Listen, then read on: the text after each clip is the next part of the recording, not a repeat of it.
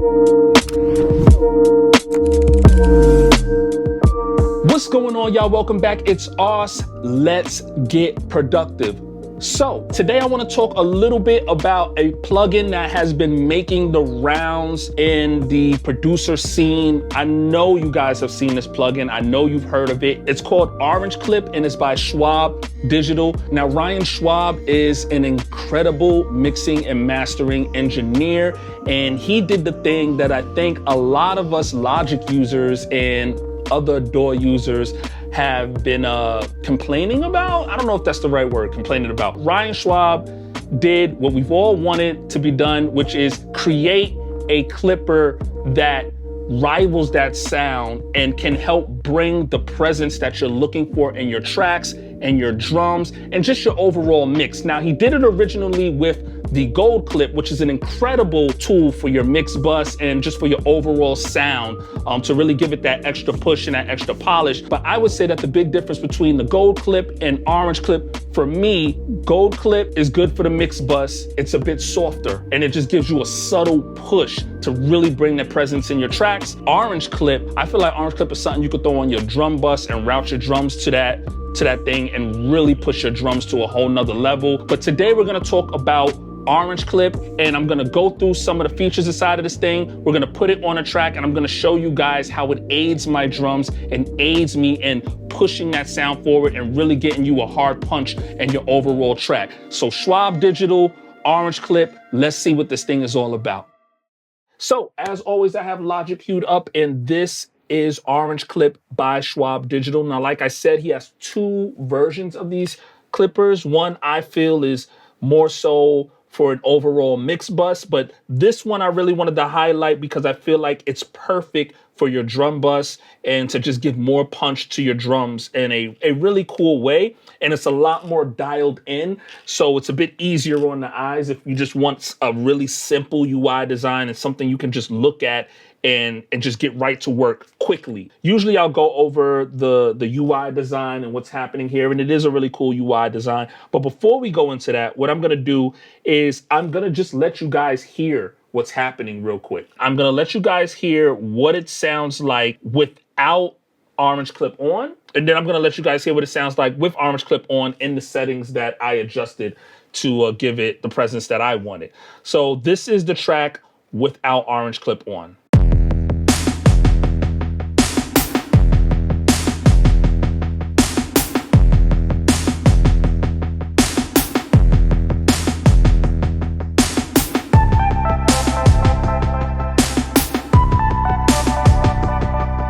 And now this is the same beat, but now this is with Orange Clip on.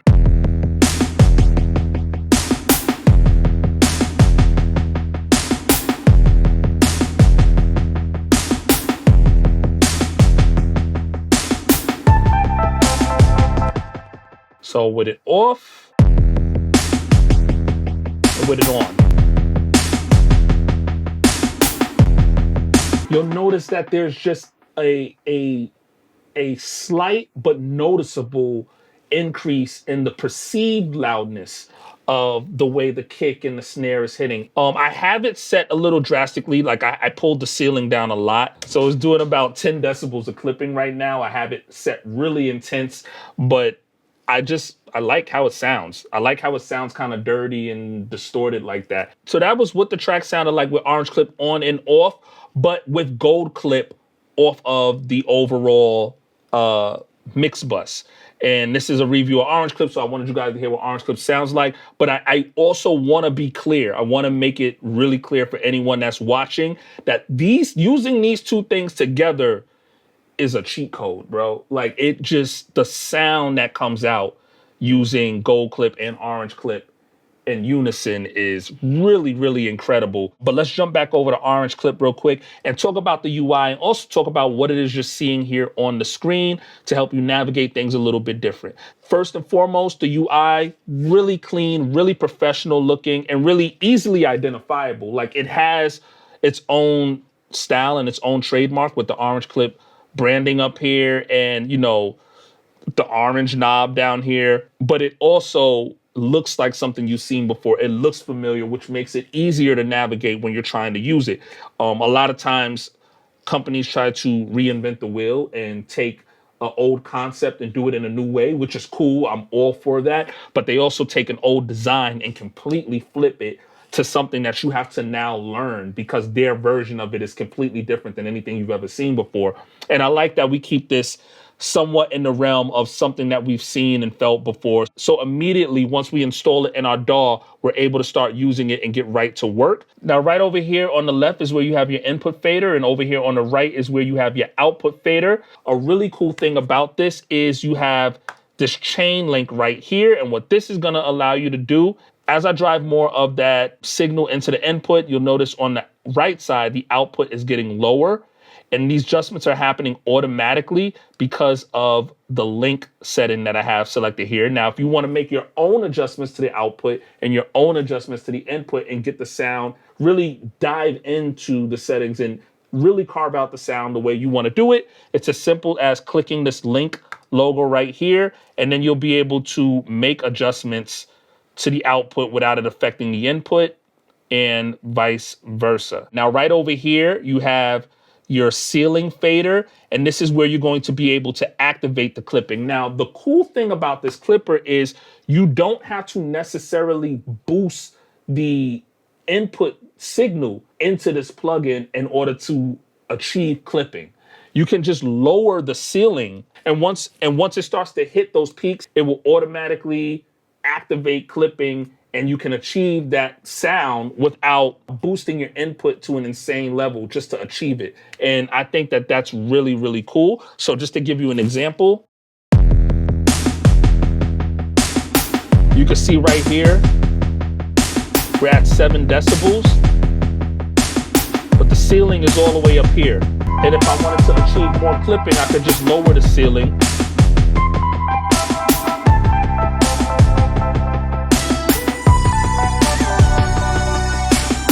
Right over here. And as I lower the ceiling, you'll notice now we're getting about 3 decibels of clipping, and you can see that right here. And you can also see in what's happening with the knee right here, how far up that's shooting. Like when I put the ceiling back to 0,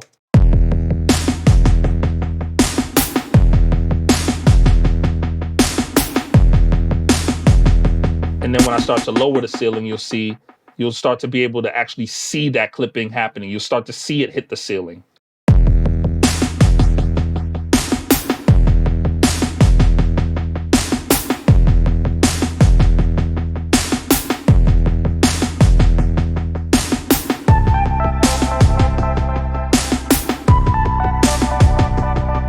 Now with the orange knob, this is where you're going to be able to make adjustments to this knee, to this curve. You'll notice as I dial back on the orange knob, it softens that curve up a bit, and this will affect your sound dramatically. So let's just start all the way down here so you can hear what's happening. So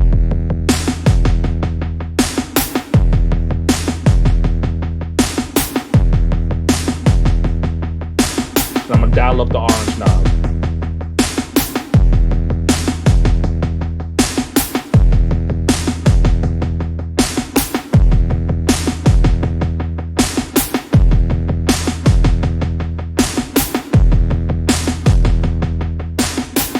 I'm just lowering the ceiling to an insane level so you can actually hear what's happening here.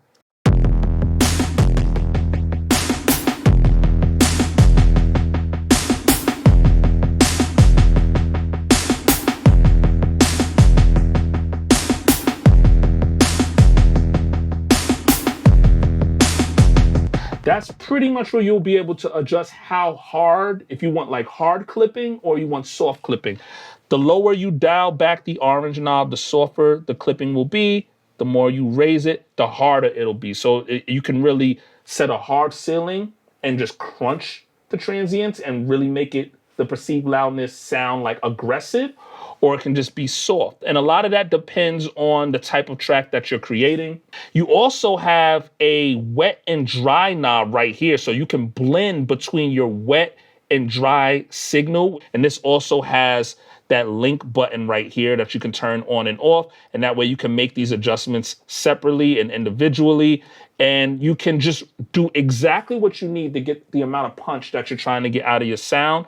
And that's really dope. Right here, you have your settings button. I don't know why I said it like that. Your settings button, and you can make adjustments in oversampling to the quality, from high to pristine to extra pristine. I'm an extra pristine type of person. But depending on the song, you might want to adjust that differently. You might want it on high. The offline quality, I keep that at pristine. And you can adjust between linear phase and minimum phase. Right up here, you have your preset section. And you can also save your own presets right here and call it whatever you want. So what I'm going to do really quickly, even though I already adjusted the orange clip on this track and I already have it sounded the way I want to sound, I'm going to just use it on the drum bus really quickly from scratch and just show you guys how I carved out my sound for this track. So let's start fresh. Let's start really fresh. 0, 0, 0.4, 0.4, boom, boom, boom, boom, boom. All right. And let's go from here. So we're going to make our adjustments. I do want to say that it's also really important to check the levels that are coming into the plugin. Plugins work best when you soften the audio signal that's being introduced into it so that the plugin doesn't have to work too hard. A lot of times people use plugins and they don't understand why it's not sounding the way they want it to sound. And it's just because your input is way too high. Like the volume in that sound that's being introduced to the plugin is way too high. So I feel like that's especially important for a plugin like this, which completely deals with that whole entire idea. You want to make sure that you're introducing the right levels into the plugin so that you can get the most out of the plugin. So let's work with the sound a little bit here. This is on my overall drum bus, so it's affecting the kick and the snare and the hi-hat and everything.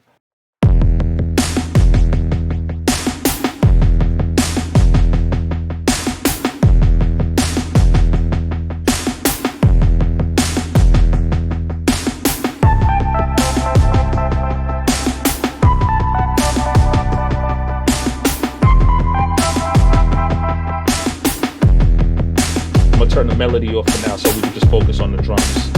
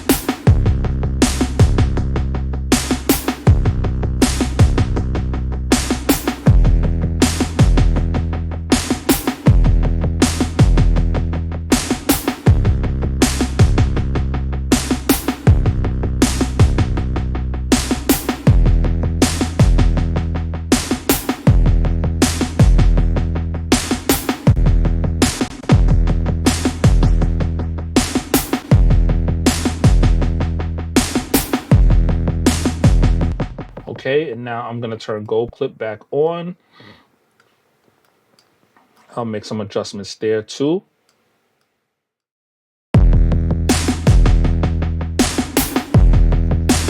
So this is with gold clip on as well, by the way. So, and I love the display here in gold clip because you can really see what's happening with your transients.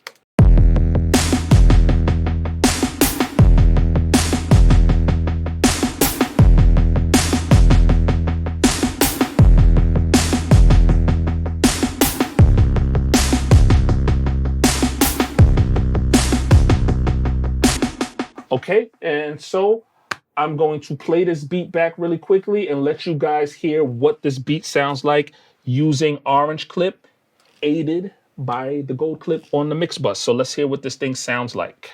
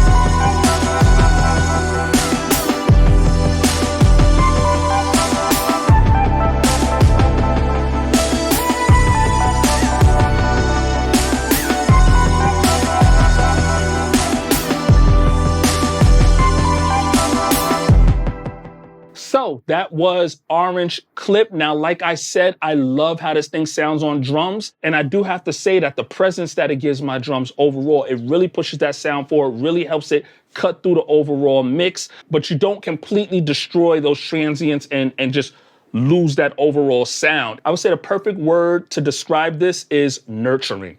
This thing nurtures your sound.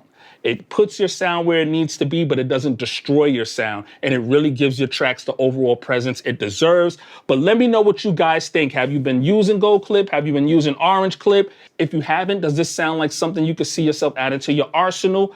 As always, leave a comment down below and let me know if there's any new plugins that you'd like to see me bring to this channel. If you're new to this channel, don't forget to hit the subscribe button and turn on your notifications so you can stay notified anytime I drop a new video. And I'll catch you guys on the next one.